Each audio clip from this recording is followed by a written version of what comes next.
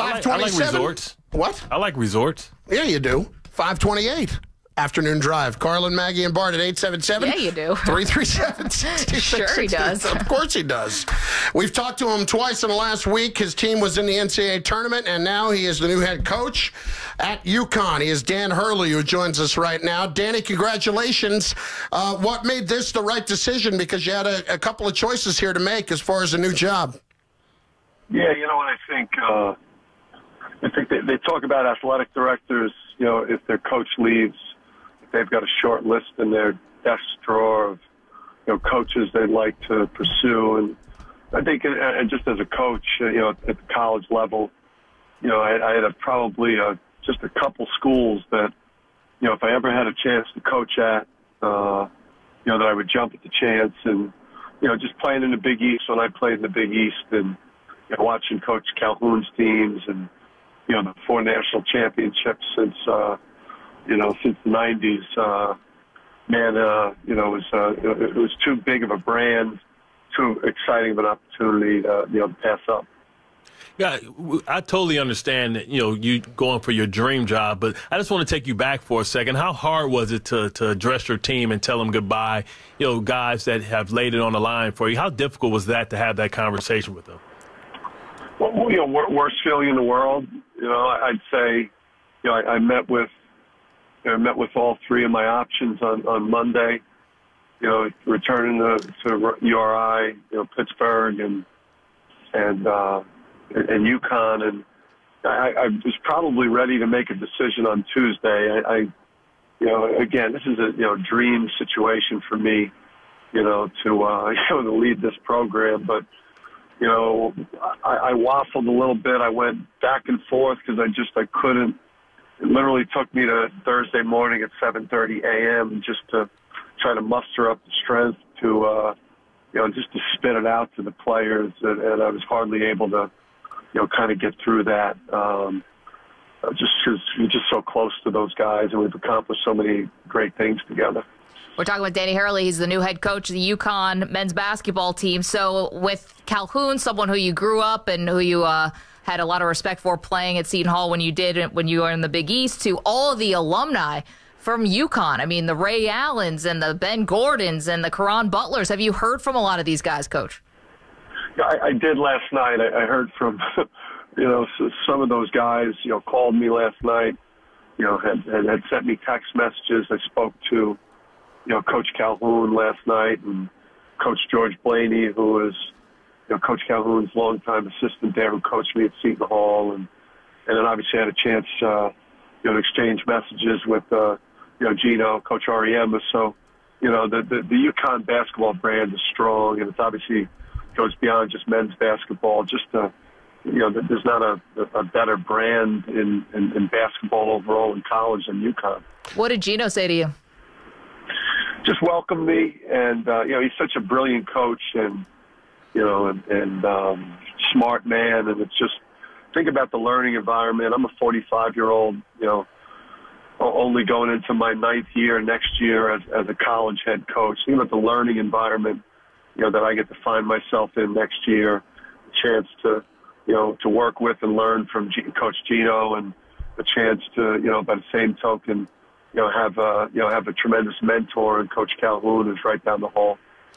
Danny Hurley, new head coach of Connecticut, joining us right now. You can't evaluate for having not been there, but when you walk into a job for the first time, as you have a few times before, what's the first thing that you attack? Re-recruiting the current roster. You know, just it's usually for me. I've never taken over for a coach that's moved on to another job or moved up a level. For me, this is my 3rd program where I've taken over for a coach that's been fired. So, you know, it is a healing process.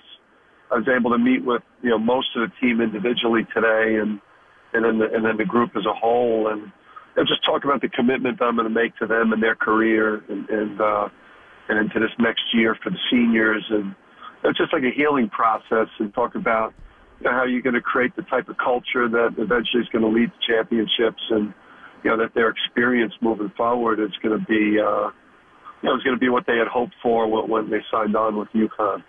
Yeah, I mean, what do you tell them along those lines to sell them on what your vision of it is? Just talked about our approach and how much I'm going to invest in them and in their careers and how strong the relationships are going to be formed. And, I was fortunate enough that a number of the players, watched our team play the last couple of years in the NCAA tournament. The majority of the kids on the roster there are from like the New England prep, New York area in terms of their background. So they know a lot about my family. They've seen Rhode Island play. They've seen, the strength of our team, the closeness of our team. So that's mostly what I was able to, mostly try to preach to them today is that, I'm the right coach to come in here and get this program moving in the right direction quickly, because I've done it before. And we're going to build great relationships together. Now, how does the recruiting process go? Because I'm sure you had guys on your board when you were at Rhode Island. Do you call those same guys up and see if you can get the commitment from them, to come over to UConn? And how heavy would you be in recruiting in the New York area, being that should be your expertise? Yeah, I'm obviously going to recruit the heck out of the New York, New Jersey area. That's always been a great area for me and my coach career, but also, UConn's done well in that area. The New England area, the prep school area, some great basketball played there, and then, that Baltimore, Washington D.C., Virginia area, has been great to me, and I've had success with a number of players there. It's an underrated basketball area, and then, with the power of the UConn brand and the amount of trust that comes from, the last name that my father's established for us in basketball, we feel like we can, recruit nationally. And as far as our current recruiting class goes, I hope those kids all honor their commitment to the University of Rhode Island. It's a great place. It's a program that's going to continue to grow. And, and I know that one of my, former assistants, David Cox, is a pretty strong candidate there. So we'd love to see, that continuity continue and see that program continue to rise. Maybe we'll be playing them, in a Sweet 16 someday.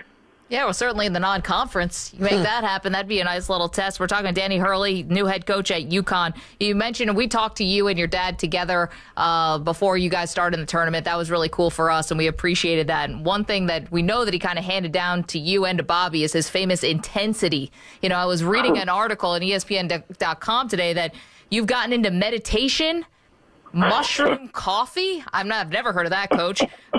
Traded out the Red Bull, no more 5-hour energy. I remember once I interviewed Bobby, and I had read that he drinks 3 Red Bulls before every game. I was like, Coach, I'm scared for you.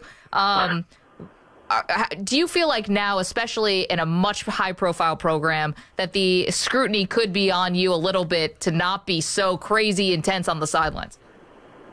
You know what? I think it's been brought up to me that, obviously the time period when Coach Calhoun was here was pretty good to UConn, and that he was a pretty fiery coach, pretty intense coach. So I think a lot of the fans here and supporters, really like that time and feel like they're getting somebody with a similar passion. But as you mature and grow as a coach, you tend to yell less at officials, and lead with more composure and poise. And the mushroom coffee, the meditation, I just have a different routines that I'm able to use to, just alleviate, the anxieties and pressures that you feel in a high leverage position like I'm in, as a head coach in college. And now, the ante has certainly been upped for me in terms of this next position. So, I'm meticulous with my diet, my sleep, my exercise, my meditation. I read a lot. I have mechanisms in place to try to keep my own personal growth, and to, just try to relax and make the best decisions I can. This is like looking in a mirror for me. In a nice diet, exercise routine, I got it all down. You're right. It's a little bit higher maybe in the salts. Hey, Danny, before we let you go, the tournament's been nuts. Who you got right now left in this tournament? Who's winning the whole thing? Yeah, listen, I felt like we could have beaten, any other 1 or 2 seed or 3 seed that was on that board. But I got to tell you that was a pretty scary scene when we played Duke, on that Saturday. Their transition to that 2-3 zone, their focus, the intensity that they play with, the sharpness. When we tried to take away the paint from them, they made 10 or 11 threes. When we started chasing them off the three-point line, they threw it into Bagley, Wendell Carter, Bolden, who's probably a draft pick off the bench. I mean, you're looking at, probably 4 first-round picks and maybe an early second in Duval. If they're locked in and focused with the length of that zone and how multidimensional they are on offense, I can't see anyone beating them. Danny, congratulations. I'm sure we'll be talking again soon, and best of luck at UConn. Congrats again. And Coach, it's great. And Coach, if you need a Detroit, Michigan pipeline, I know some people. All right, man. Hey, Bart, I'll be in touch. No. Danny Hurley, new head coach at UConn. He moves on from Rhode Island, 5:39. We'll talk to Sweeney about the Yankees, about Aaron Judge potentially leading off against lefties next.